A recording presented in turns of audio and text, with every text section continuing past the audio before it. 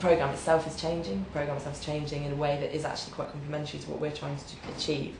And fellowship is, as I said, starting to think about kind of a new experience of fellowship of this organisation. It's not about kind of, coming to a network of fellows evening, having a glass of wine and sort of feeling a bit like you don't know who to talk to. It's about kind of giving something back. It's, when you come to the RSA, it's about, well, what do you want to do? What can you give? And these are people here to help you achieve it, essentially. It's kind of building human capacity, that's what we talk about. And in terms of leadership, I think it does fit that the leadership ends up within a new director of fellowship that kind of provides a sort of holistic view of the RSA. But in the meantime, when we're kind of waiting for that to be in place, I think it's important that we keep this position, which I think we've sustained so far, of being able to kind of feed into the different areas of the organisation, which in a sense fits very much with corporate strategy. Because this is what this is really. This is about a new vision for the RSA as a whole. Putting the fellowship back into the centre of the organisation,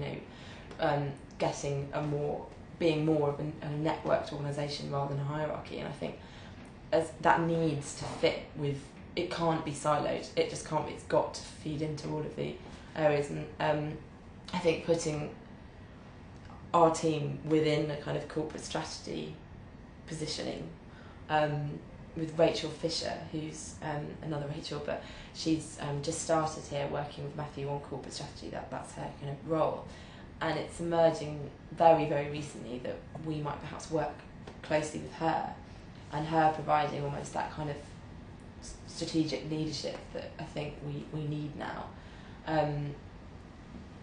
being very much kind of working very closely with Matthew, which we kind of have been doing all the way through. But also taking it forward on that sort of, even just the executive team level, having that kind of representation, making it part of what people do at the RSA. So how relevant do these old representations look? This one majorly, definitely. I was just looking at this and thinking that January, that feels like such a long time ago.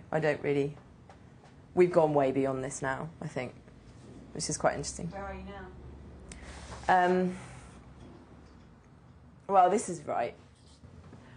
I think he's definitely up here as well. Network facilitators is just not an issue, but it's not an issue in a negative way. It's actually really positive, because I think this has become much more kind of choice in individuals. So I think I now know who I can kind of approach as these people, and it's not an explicit part of their job, and they haven't been asked to do it by anyone, but it's something that I think people are starting to realise is important. So people. I find it sort of interesting. People talk about fellows bringing their expertise here rather than bringing their leadership here. They're all leaders, and it's not a place that I suppose they perceive leadership acting itself out in the kind of way that we might expect leaders to in certain kind of environments. So I think they need to be leaders. We need to expect leadership and ask them how they want to lead, rather than how they want to sort of bring their expertise to play. In the Northwest and the Southwest, they don't want minutes of meetings, they don't even want that many meetings, they keep in touch by email, they don't programme events, they might have little networks when they get together, 10 or 15 people, and they will talk about a key idea or a debate. The model that I think that we're moving to in the Northwest was firstly a view that we should break down the traditional governance structure around the regional committees. So the first stage we did was we looked at having meetings which were electronically convened, and no minutes, met on business premises, just a basic good practice. But that said, I think what we effectively did here in the Northwest was build a committee which was made of activists, who were activists in their personal lives. By the time we get to the end of this year, in terms of this area, geographic, hopefully we will have disbanded the traditional committee and the concept of the traditional event. We will have set up an investment panel, investment committee.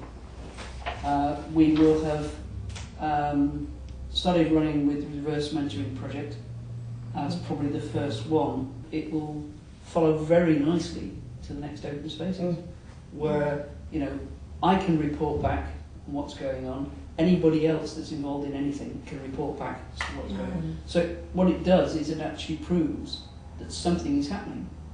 And it's not just, well, we had this lovely conference last November. Which had a lovely lecture and then we didn't do So what anything happened? else. Yeah.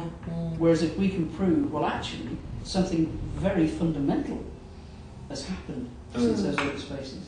We are a completely different organisation now than we were 12 months ago.